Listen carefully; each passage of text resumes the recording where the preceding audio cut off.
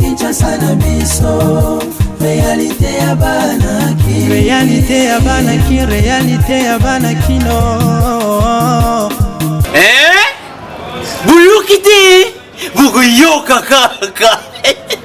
Kinshasa na biso, kin eleki partout. KNB, Kinshasa na biso, kin eleki partout. Kinshasa eleki partout. Mikolo nezabino, pardon. Jima sala yolo karatarate. Ya on a bien gayo. Jima mukende. Oumela. KNB, kin eleki partout. Rien à dire, toi on a terre envié, parce que kin eleki partout et l'osako liboso ambongo mosanto azate Céline Don Kardasha isongolo bizubai bana kin ke bana jako zape so kuta nango KNB Telema qui chasse eleki partout Jimmy Mukendi Oumela KNB ko zape te so kuta nango check ovandi. Mbote na balantinyo sur magazine Kinshasa na biso KNB o emesana toujours copé sabino ba information vraie et sûre.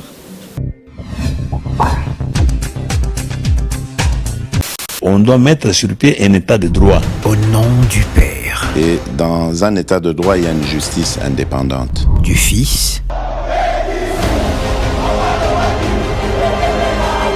Et du peuple. Ce n'est pas pour rien qu'on fait des constitutions.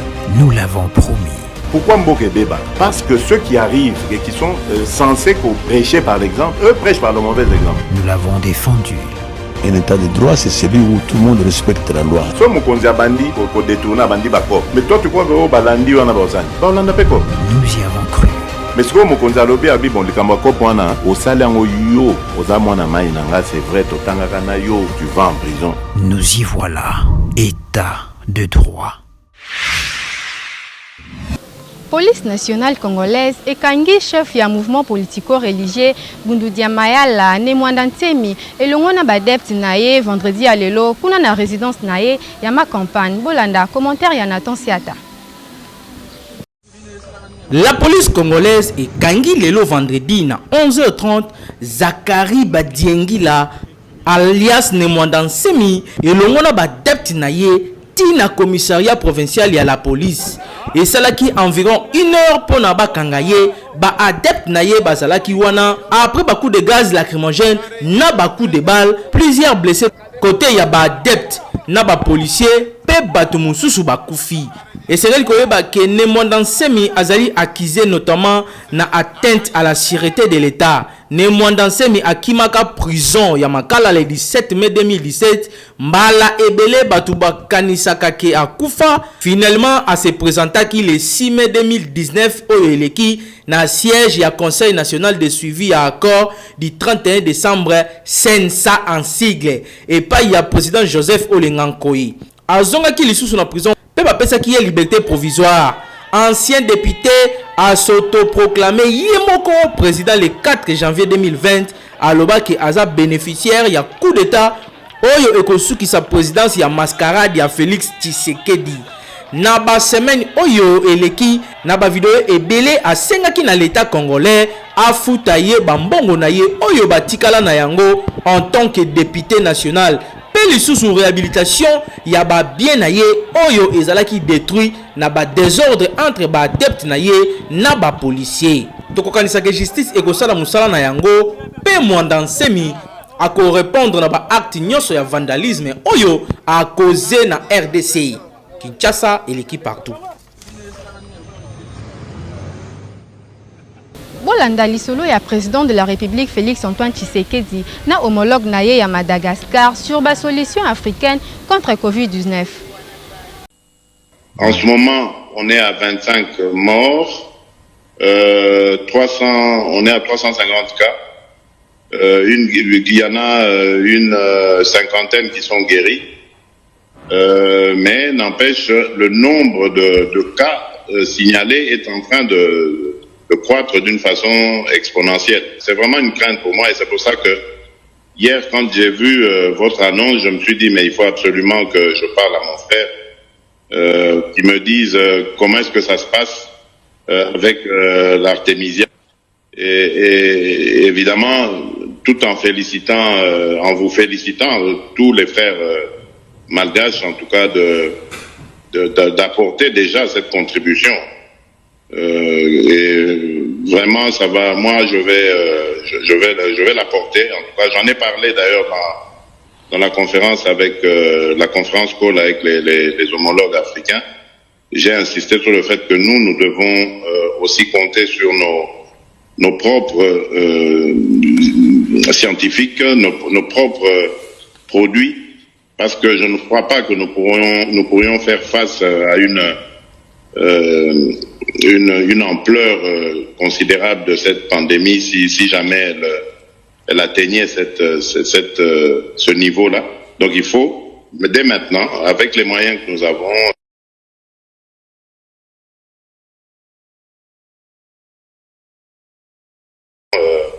que nous puissions jouer sur nos atouts, c'est-à-dire la science africaine, ce que nous savons faire de mieux, nos propres produits, nos propres inventions. Oui. Voilà.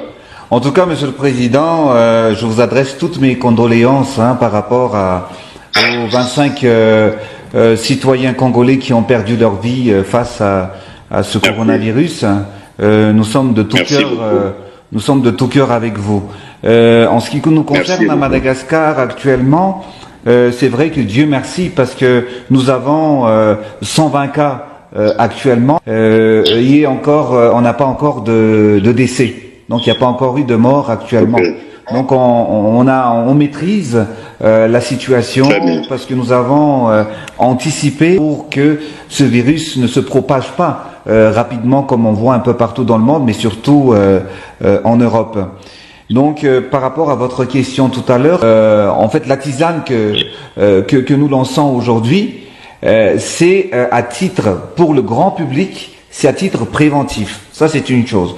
Afin que les gens ne puissent pas attraper, en fait, le virus. En tout cas, merci. Merci, Monsieur le Président. Merci, cher Andri. Et au peuple malgache. Merci beaucoup, en tout cas. Merci et courage à nous et force à nous, Monsieur le Président. Évolution et la pandémie ya COVID-19, na commentaire ya Nathan Siata.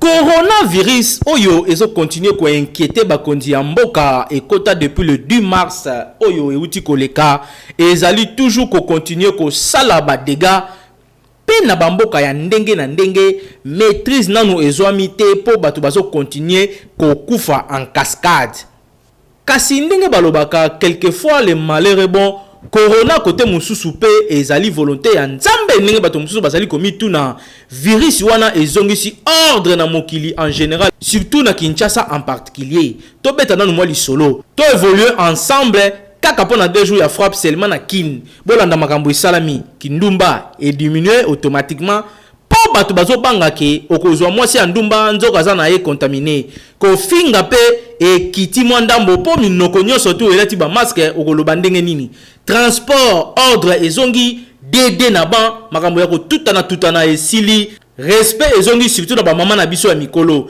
hygiène obligatoire alors que kosokola maboko ezalaka pasi na tango wana bino boyebi milangwa pe ezali susu penza te po ba bar mingi ekangami siko imagine kaka yo moko na ndako est-ce que komela 10 bouteilles moyibi abangi koyiba po ayebite soki eloko ya mutu azoyiba aza na ye déjà contaminé divagation to sorti inutile bitambola mwanza pe esili na ba mitambula mpimpa mabala ezongi papa akomi kozonga atana ndaku lo sambo obligatoire lecture ya bible obligé po toyebite soki ezali fin du monde mutu akufi lelo tokundi ye lobi respect ya bibembe ezongi batu mukie na cimetière batu ya bilatela mwanza mitolo libanda pe bakaleso libanda basambwe po ebembe komi koleka directement na cimetière respect ezongi entre pauvre na riche po coronavirus ezopona ba pauvre te ba riche te po sape ya poto esili Pokuna bazokufa mingi kutu koleka Afrique.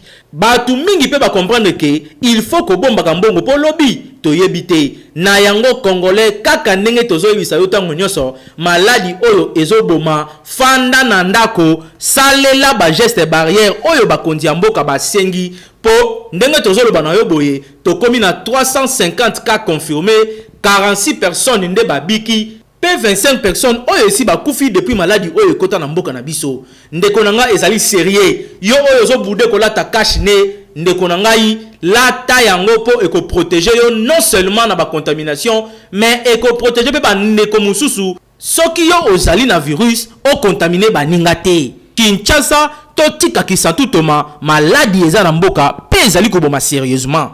Mi batela po ensemble nde tokolonga pandémie oyo na mboka na biso. Kinshasa et l'équipe partout.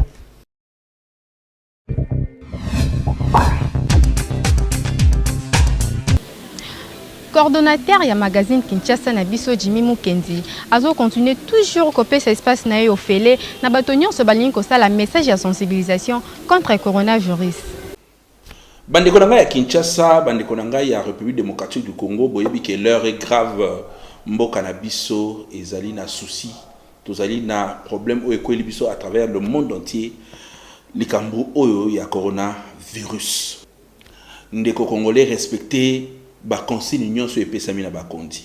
Ba consigne ya hygiène esengeli toyeba ndenge nini toko repousser yango parce que ezali kosala déjà ba mort bozali koyoka oyo ezali koleka na Italie. Yango na biso en tant que leader d'opinion, biso en tant que ba serviteur na bino auto serveur bino à travers ba média na casquette nanga ya coordonnateur ya magazine Kinshasa na biso na ko annoncer bino boye bato nyonso to pe ba autorité nyonso oyo bazali na message lié na coronavirus pour la sensibilisation, c'est-à-dire bozala une association, bozala structure, bozala individu, message na yo oyo ezali ko kende na sens ya ko sensibiliser bandeko na sens ya ko appuyer riposte oyo tozali ko sala awa na magazine na bino KNB ekoleka gratuitement. KNB magazine na bino Kinshasa na biso et ko continuer ko servir bino ndenge elongo bani boyebi ke bolandaka biso chaque jour à partir de 18h30 na Show TV, à partir de 19h30 à PIC TV et puis à partir de 20h30 na Baraka TV.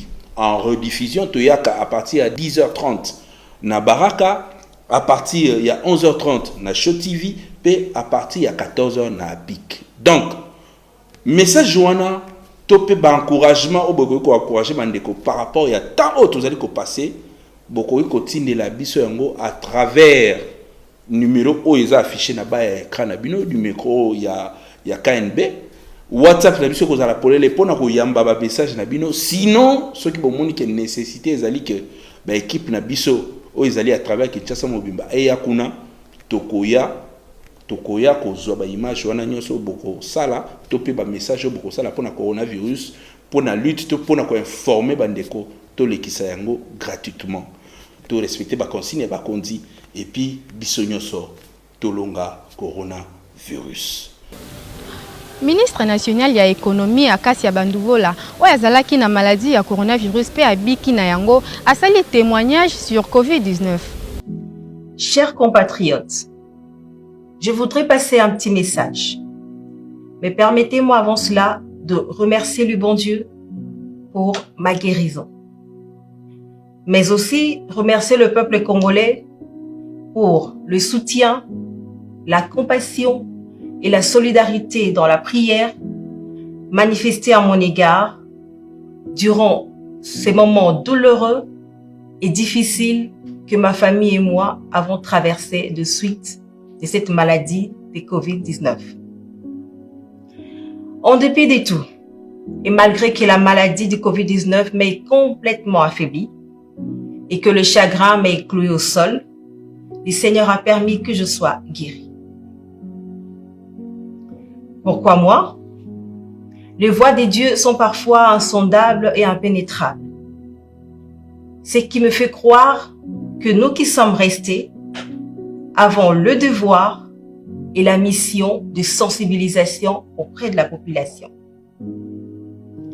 Alors, je nous exhorte à observer scrupuleusement les mesures barrières de prévention mises en place par le président de la République, son Excellence M. Félix Antoine Tshisekedi Tshilombo et les gouvernements afin de limiter la propagation de ces virus mortels. Parlons-en de ces mesures barrières. Quelques gestes simples peuvent sauver des vies. 1. C'est laver le main régulièrement avec de l'eau qui coule et du savon. À la rigueur, appliquer un gel désinfectant. 2. Respecter la distanciation sociale de 1 mètre minimum. 3. Lorsque vous voulez éternuer, cachez votre nez et votre bouche avec un mouchoir en papier que vous jetez après l'usage, ou soit éternuer à l'intérieur de votre coude. 4. Évitez les salutations à la main, les accolades et les bisous. 5. Évitez les sorties inutiles, des attroupements de plus de 20 personnes. Si vous aimez votre famille, restez chez vous. 6. Portez impérativement un masque dans des lieux publics. En respectant toutes ces mesures de prévention, nous éviterons la propagation et la progression de cette pandémie en République démocratique du Congo. Si vous aimez votre famille, vous aimez votre prochain, respectez scrupuleusement ces mesures barrières. Comme beaucoup, j'étais aussi sceptique. Comme beaucoup, je pensais que cette maladie resterait en Chine. Et comme beaucoup, je pensais que cela n'arrivait qu'aux autres. Et pourtant, j'ai été moi-même victime de cette maladie mortelle. Chers compatriotes, cette maladie existe bel et bien, ne vous y trompez pas. Mais elle n'est pas une fatalité puisqu'on peut s'en sortir. Et donc, ne stigmatisons pas le malade. Par contre, faisons preuve de compassion et apportons de l'aide à ceux qui en ont besoin.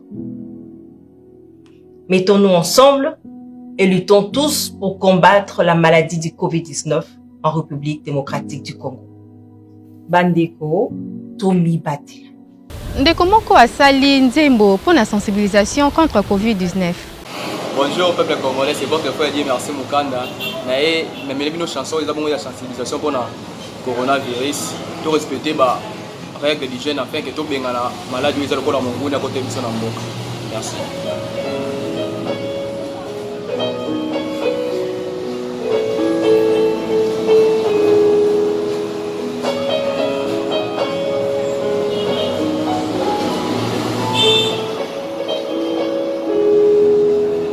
Corona oyo kaka ndenge yaki ndenge koleka nango.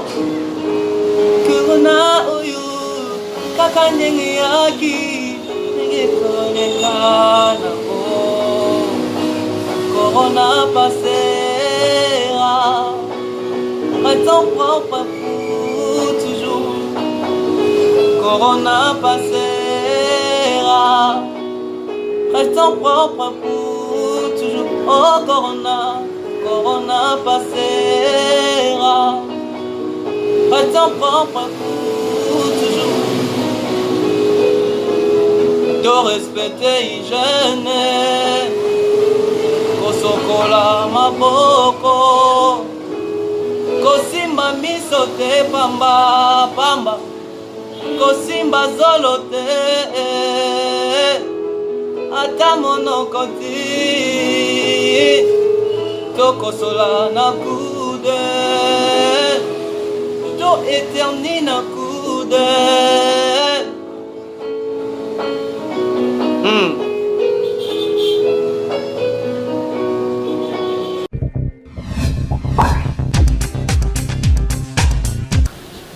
Na susi ya kosunga peuple congolais, Beltexco aena miliki na ya sika Africa Choice.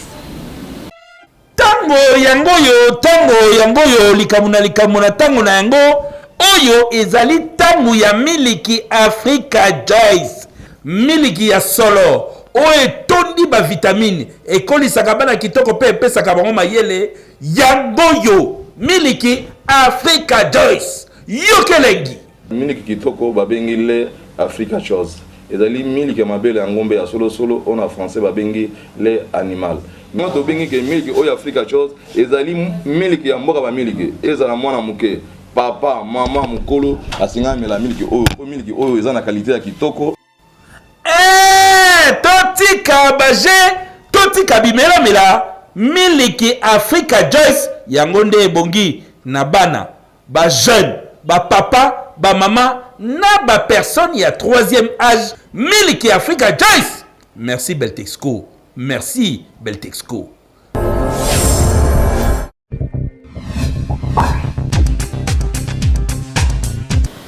Ba couple belé ba comment ko vivre séparément libala à distance bandeko ba pesi va désavantage à libala à distance na reportage à Honorine Kinwani.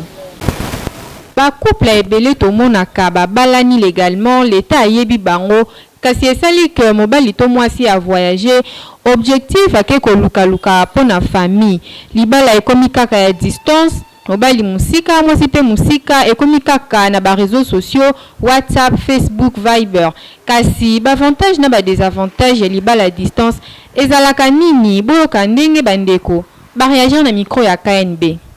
Désavantage ya libala à distance ezalaka okozala osolaka na mutu moko na Facebook apostaka ba photo moko kitoko puisque so constater mutu nyonso atiaka ba photo na ba réseaux sociaux jamais akotia photo moko mabete mbo yo okozala okanisa ke ngana zalaka âge ya 35 ans nalingana na mobali moko azalaka na âge ya 37 ans soka nde mobali obolingana naye azalaka mutu âge ya 52 ans 55 ans ozomona mpe ba conséquences tango ko se retrouver déjà sur le terrain mutu banda bosolo naye na réseaux sociaux okanisa kete ye pa kozala na âge moko ba 35 ans 36 ans soka nde azana 55 ans omoni mpe des avantages yango wana de chango na mutu yo so ozana poto otiki mwasi awa ye bango libala ane ekufa kaka de eza pena rare loba babali mwasi wana bake kopesa ye na maboka famille ya mwasi e ya mobali avandi kuna ou bien avandi pa pasteur kasi ta eleka mingi te eza na badire moko déterminé so eza na badire indéterminé eza pasi libala ane evanda te na complexe ya supériorité wana ya kolobake nazalaka mobali na poto des avantages la femme automatiquement elle sera dans le besoin il y a présence ya mobali parce que toute femme est appelée à être à côté de son mari pour répondre à nos besoins corporels. D'abord, c'est prioritaire parce que c'est ça la base. Moi, s'il faut répondre à nos besoins corporels, alors mobile, il faut satisfaire moi si à travers ça. Ce qui mobile a satisfaire moi si, c'est-à-dire moi si azali vraiment na position ya ko devient mobile wana. Peut-être à quoi bisaye ko solola nae ko lobelaye ba maloba mususu mais ouais ils ont les cas sur terrain c'est autre chose. C'est ça les conséquences de la séparation. Il y a un mobile koto et moi si koto. Libala à distance eza mabete moi si to mobile ceux qui a voyagé eza pona ko luka ndenge nini ya ko vivre. Yo muto otikali kozela muninga zala passion ko wela kosala buzoba te po ko ya kozanga nzoko likolo ya likelele. Yo pe muto okenda yeba que otika muninga na bana parfois azelaka yo aza toujours ko compter na yo. Ko décevoir yete pour ceux qui likambo kweli e koki pe kozala na mutu na yo. Kinshasa et l'équipe partout.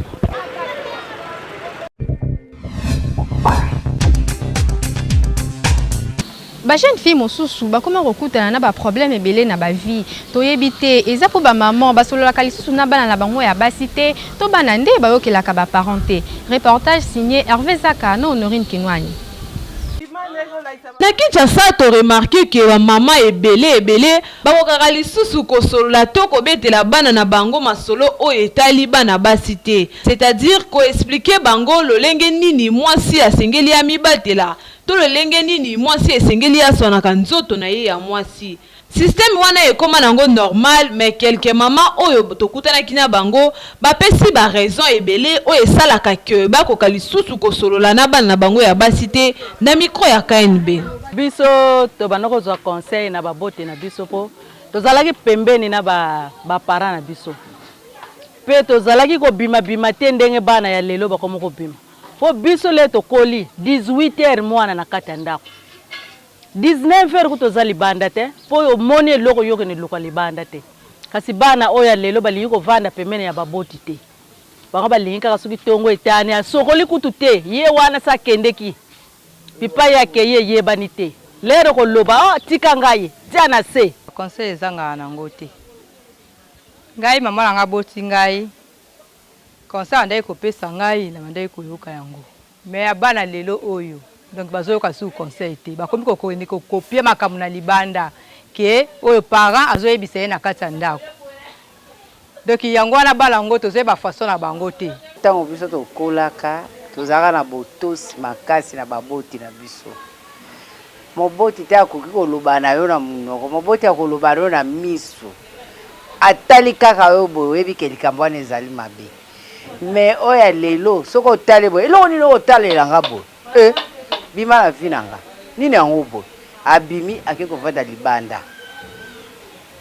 bon yo lokola nde boye bokoyokana na ye te biso tozala na botosi mingi epai ya baboti moboti akobenga yo yaka mwana opusani pembeni alakisi yo osali yana me bana ya lelo mingi bakomi kozwa mingi koyoka makambo na batelevizio ya mindele na balibanda na bamaninga mosusu ozomona bakoma mpe na bacaprice makasi bana ya lelo botosi mpe eza te mpo baya pembeni ya biso nde yango wana problème oyo ezoboma bana ya lelo nde yango wana dialogue wana fe nayebi te baparent mosusu me ngai dialogue wana ezalaka envers bana mpo ifo kolakisaka bana na ndenge ya entretien ya nzoto eza très important lobi soki mwana ake libala soki yo parent olakisi te na libala yo nde kozala pasi mingi esengeli kolakisa bana ndenge okende libala boye kobongisa nzoto boye na soki olakisi ye te eza pasi bana mosusu bayebi na bango te me apartir ya biso baparent bakoyeba makambo wana nyonso ba jeune fille boyoki bino moko ba raison nini esalaka na ba mama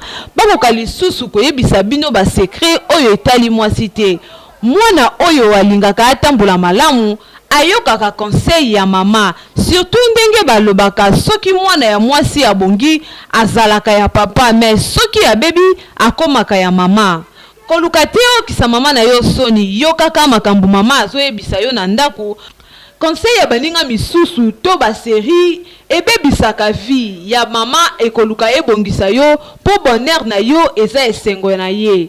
Kinshasa eleki partout. Paix à ton âme, Gilles Chung Wemba dit au maître d'école, Congolais, Bakobosana Kayote, à jamais dans nos cœurs. Tokomi Nasuka édition Mokola Lelo, ce qui vous sépèle la Kinango, c'est quand on peut ça. Merci na Hervé Zaka Wazaki Sima la caméra, puis na ton set na réalisation, puis na coordination et Jimmy Mukendi. Kasi Bobo Sanate, ko s'abonner massivement na chaîne YouTube Kinshasa Nabiso. Kinshasa yo, et l'équipe partout.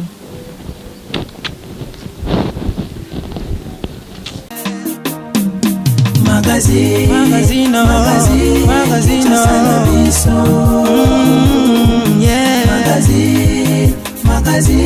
Kinshasa na biso.